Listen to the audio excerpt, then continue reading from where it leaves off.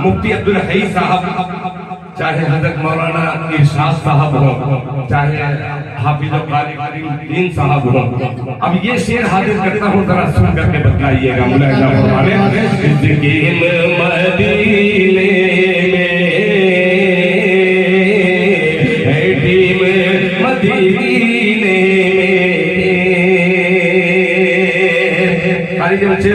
जवाहर साहब, आप हकीकत में शायरी के उस उसूल पर है, मैं पता नहीं कभी। अरे जज़ाकल्लाह। अब वो शेर हाजिर करता हूँ, जरा मोहब्बत से कह दे सुभान अल्लाह।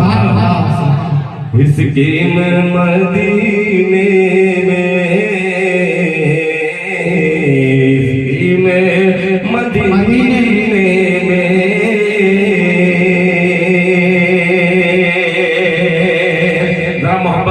सुभान अल्लाह।